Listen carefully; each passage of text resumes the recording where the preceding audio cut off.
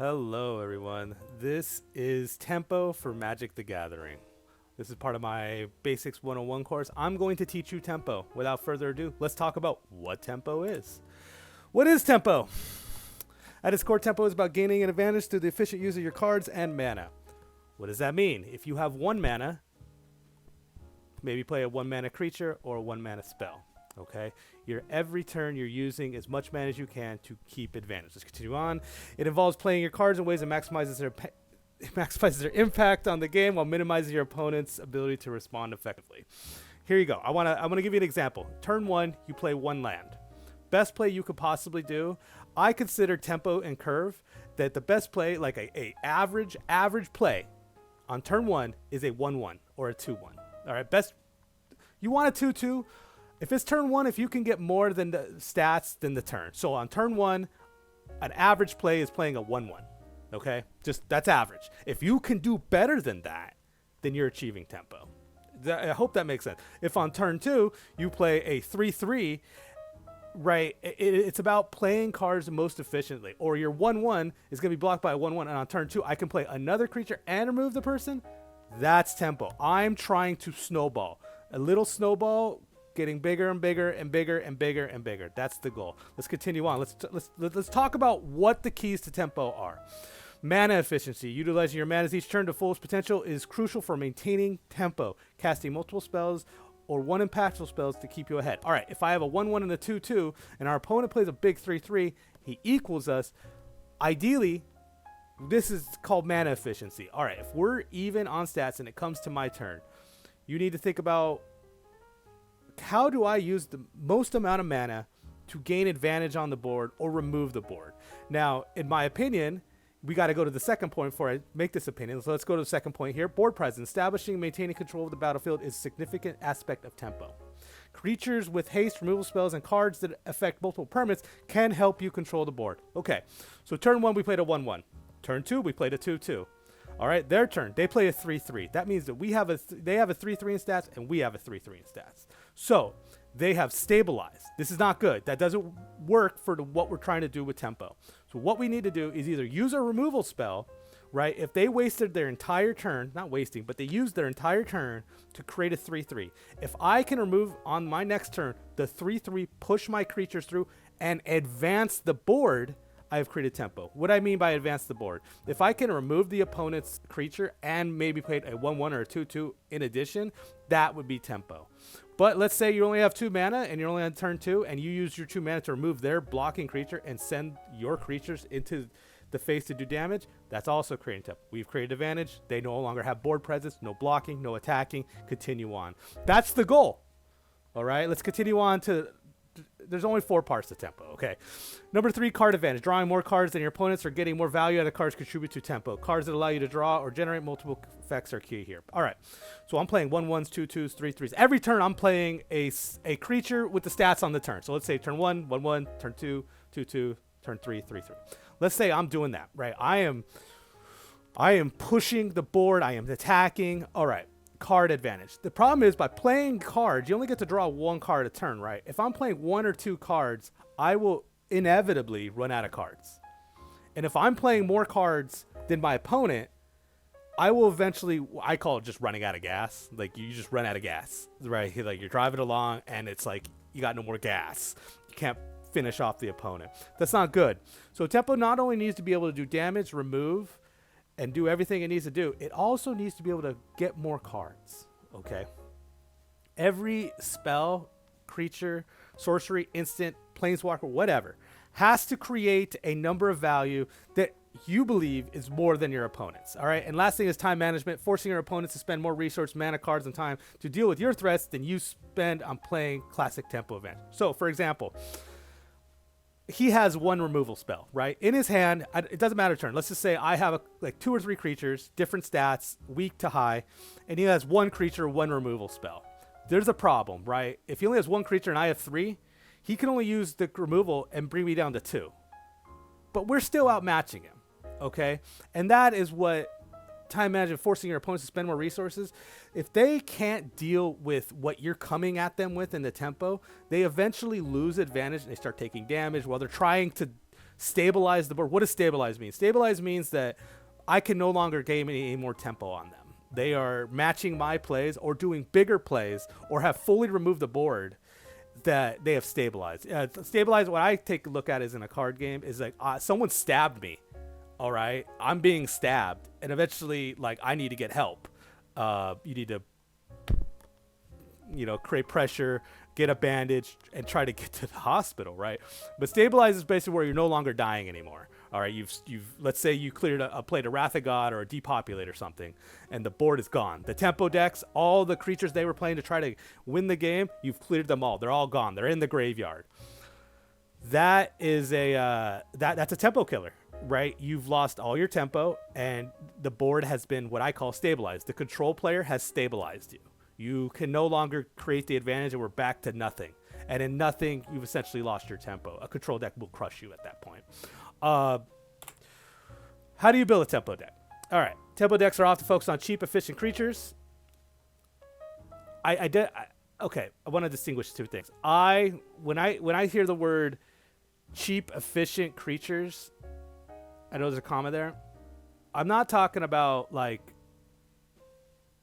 weak creatures. I'm like at 1 mana, 2 mana, and 3 mana. I'm looking for the best creatures I can get for stats. I pay 2 mana. I want to get as many stats and abilities as I can on a creature for a tempo deck. That's what I mean, cheap and efficient creatures. You need to, like, because everyone looks at the 5 mana, 6 mana creatures, but those are gigantic, and you're probably not going to get to it. You want to push the board at the beginning and the middle. The end is the end, right? And so let's talk about counterspells and removal. If they spend all their mana on like turn 3 for a 4, and they're trying, I'm going to spend 3 mana on this one creature. A small 2 mana counterspell, so you spent less mana than them, stop their creature from going to bed, or remove it. They come to board and remove it for 1 or 2 mana. They paid 3. If you pay 1 or 2 to remove a play that play is their entire turn, right? They may attack or whatnot, but they spent all their mana on one thing. And if you can remove that thing, and they paid 3 and you pay 1 or 2, you have essentially gained advantage, right? Or I spent all this mana on a 5, 6 mana spell, counterspell. So you spent all that mana, and I took you down with a 1 or 2 mana spell. See what I'm saying? There's advantage there. And by them, if they take their entire turn to cast that spell, they can't do anything else. And so my turn, advance the board, remove, push damage. These decks aim to keep opponents off balance, preventing them from executing their strategy while you chip them away. The basics of the tempo deck is you're hitting them. You're punching them in the face. They have a plan. They got a plan. They have something they want to do. Your deck is messing with that plan. You're going after them. You're coming in and punching them like Mike Tyson, all right? You're coming at them, and their deck's plan probably doesn't have a really good idea of what to do. If they're getting punched in the face, they're losing life, they've lost their tempo advantage, and the tempo deck is coming for them. We're closing in. They're about 5-10 life. We're closing in on victory. All the planning in the world's not going to do much when you're staring down lethal on your next turn. And that's the goal of tempo. It's disturbing your hub. Anyways, mastering tempo involves understanding the flow game and making strategic decisions to force your opponents into inefficient plays. By doing so, you control the pace of the game and steer towards victory. That's what I was talking about. You need to... Okay, playing creatures is fine. You need to play creatures to boost the damage. You need to remove creatures to get the damage through other creatures. You need to counterspell to deny your opponent's turn. You need to do a lot of... You need to not... Attacking with everything is not always the plan. Sometimes you need to be strategic. But mostly tempo is about this. Making your opponent have to do inefficient plays. It's 4th turn. He's behind on creatures. He has a big creature. Let's say he has a 4 mana 5/5. Okay, it exists. It's a cactus. All right, he wants to play it. But the problem with inefficient, if he spends that much mana on a creature to hopefully block and defend him, you got to think about what happens if I have removal right here. What happens if I spent 5 mana, I play the creature, and on my turn, he kills the creature. Going into my turn, I could just come right through. Finding efficient plays is the key to it. You need to look at your opponent's mana, and you need to look at how many cards they have. And you need to find out, okay, they have less cards than me. Do they have removal? Can they do anything with it? Maybe, maybe not. All right, and what I'm going to do is I'm going to demonstrate with mono blue. This should be pretty easy. We're just gonna, it's a very small deck. I'll show you here in a second. I'm gonna get off this PowerPoint and we're going to demonstrate the mono blue deck. I appreciate you stopping by for the small little PowerPoint. I know it lasts about 10 minutes, but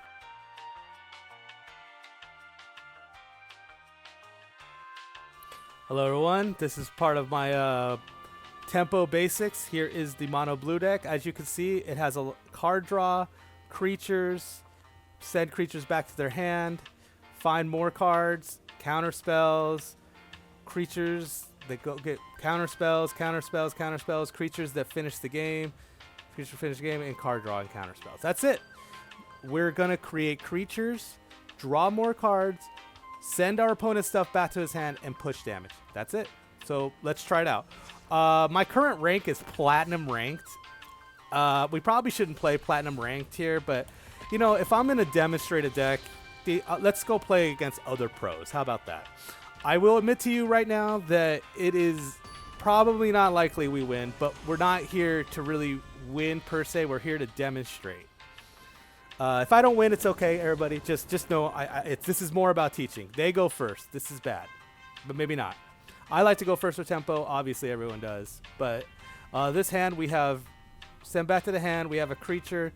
And we have 2 counter spells. So I say we keep it. And I'm going to demonstrate. So first turn, we do nothing. Do nothing at all. We're going as a blue player. As soon as they see the blue mana, they have to be ready for counter spells. So they have... What's happening here? Come on. Let's roll. I don't see what took so long here.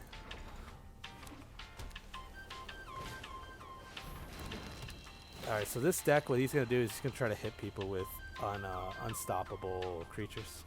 Like they literally can't be blocked. Play the mana and pass turn. We had no tempo play on turn 1, sadly. High noon. Okay. Pass turn. If he only wants to play 1 spell a turn, then that works for me as tempo. Pass.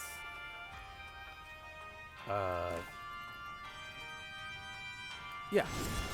We'll send the fairy on an adventure. And we get nothing on the adventure. That's funny. Pass. There's nothing to do. He knows it too. So, I have more cards. He's only going to go 1 spell a turn. I'm clearly have the counter spell. So I'm just going to sit here. We're going to wait. 3 mana. Nah.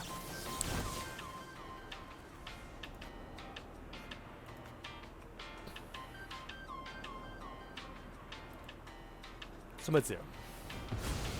Bye-bye. Oh, sorry. We get to... Ooh.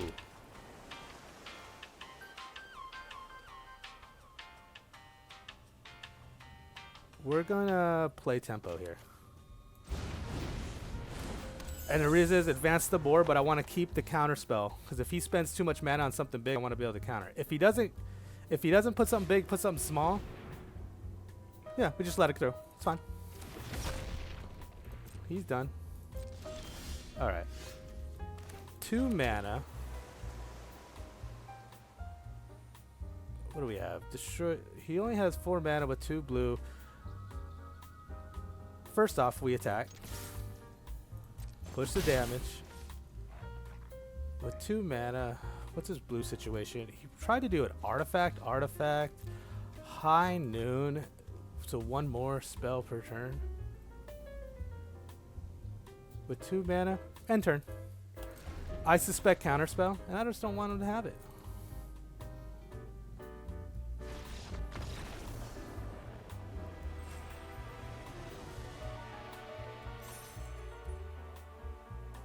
We'll play 1 more, everybody.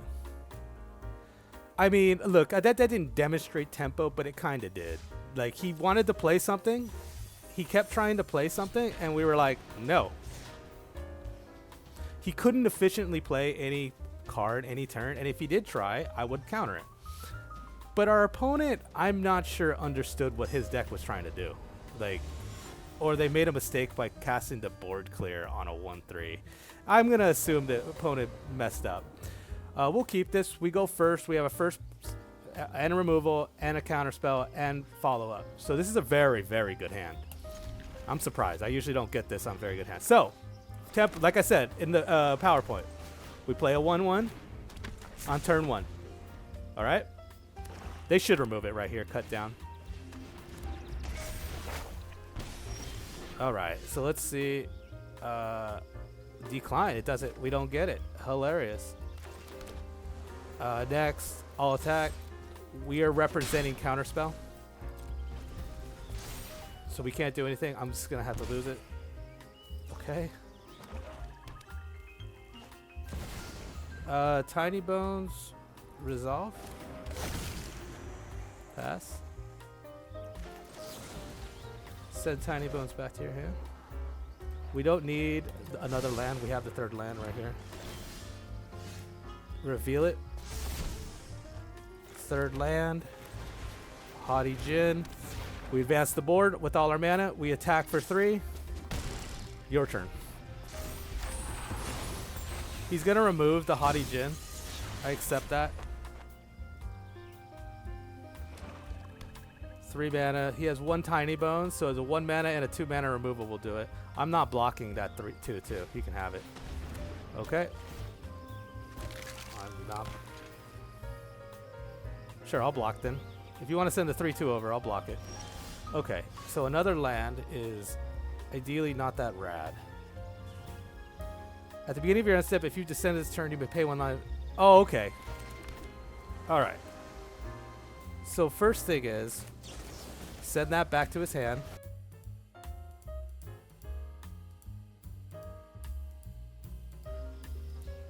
All attack. Next turn, he's taking 5 a turn, and I've got the counter spell, which will put down the... No. He spent all his mana. I countered his spell with 1 mana. And now we have a 3/4/6. I don't care. And now the... Send it back to your hand. Alright. We play the Tolarian Terror. Spend all our mana. Send the creatures. Lethal on board. Lethal on board.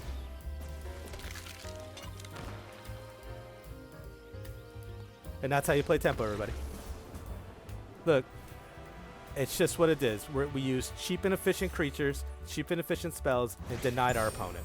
And we got to rank 3 platinum on a common uncommon with 4 rare deck. There you go.